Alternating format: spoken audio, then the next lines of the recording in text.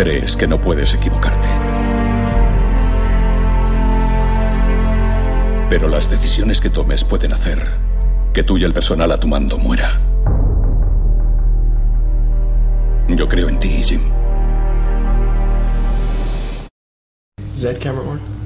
Antes incluso de que el mismísimo Dios separara la luz de la oscuridad, antes de que el primer Beatlemaníaco declarara su odio por cada acorde nacido de los dedos de Keith Richards, el universo se dividía en Trekkies y todos los demás, es decir, los seguidores de Star Wars. Y entonces surge la pregunta, ¿qué hace J.J. Abrams, el encargado de revitalizar la serie creada por Roddenberry en 1966, hablamos de Star Trek, a los mandos de los nuevos episodios de la Guerra de las Galaxias? En efecto, tras la compra de Lucasfilm por Disney, él es el encargado de devolver a la vida a Han Solo y sus muchachos. Star Trek siempre lo sentí como una serie muy relajada, muy teórica, filosófica. Quizá esa es la razón por la que cuando eres un crío buscas algo más visceral, excitante.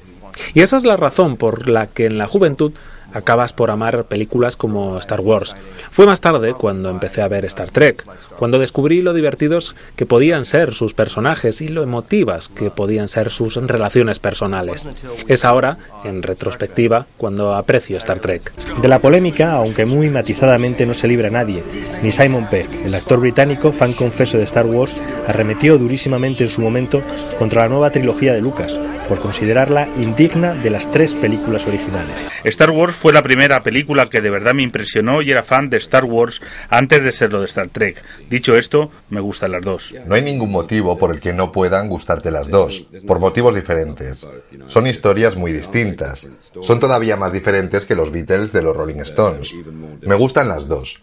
De niño era muy fan de Star Wars, pero en los últimos años he tenido la impresión de que Star Trek ha llenado el hueco que dejó Star Wars de alguna manera. Y lo digo pensando en las precuelas que no me gustaron. Así que ¿quién me iba a decir que a estas alturas de la vida me convertiría en un Trekkie?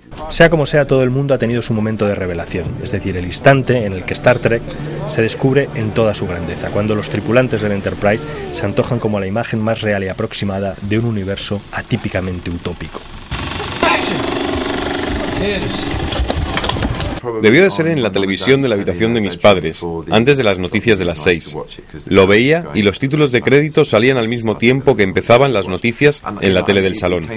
Y lo recuperé gracias a la primera película de J.J. Abrams.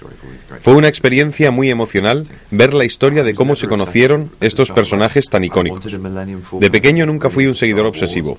Sí quería un halcón milenario, así que creo que Star Wars me encantaba. Nunca llegué a tenerlo, pero sí me acuerdo de jugar con sables láser.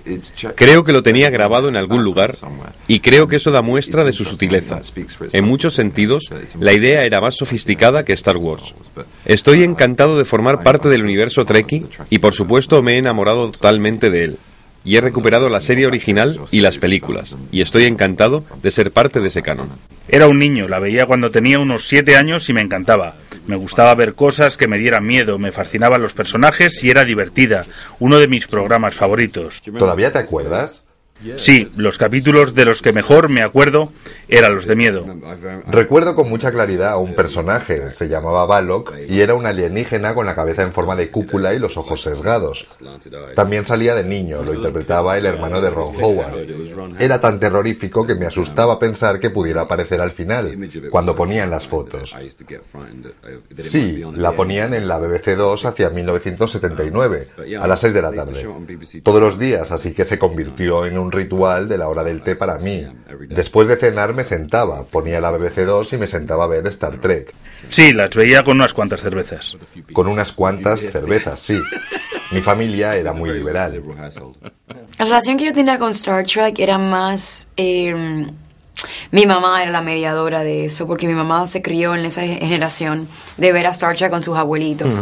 Yo vengo de la generación de Star Wars, Guerra de las Galaxias. Entonces, me acuerdo que yo veía, algún programa o lo que sea, y de Star Trek, y simplemente decía como, ay, esas cosas como de viejos. Porque la tecnología se veía... no como la tecnología en la que yo estaba acostumbrada. Pero cuando hice un papel en una película que se llama The Terminal, que Steven Spielberg dirigió, mi papel era una Trekkie, y ahí vi unos cuantos documentales, y fue como la introducción realmente al mundo de Star Trek. Y así las cosas, la nueva Star Trek insiste en querer llegar a todo el mundo, trekkie o no trekkie, beatlemaníaco o estoniano, o esa es la idea. El mayor reto fue siempre el equilibrio. Quisimos hacer en todo momento una película para gente que a lo mejor no había visto la serie original. Pero si la has visto, tienes una especie de gratificación extra, porque ves referencias que quizá te hagan sonreír. En concreto, en Star Trek Into Darkness, la idea es que fuera dirigida a gente que no hubiera visto nunca nada de Star Trek. Y ese es el equilibrio. Por un lado, rendir homenaje a Star Trek, y por otro, conseguir una película de aventuras que fuera emocionante, y que esa misma emoción se mantenga en equilibrio con la intimidad de los personajes, que sientas que son realmente gente.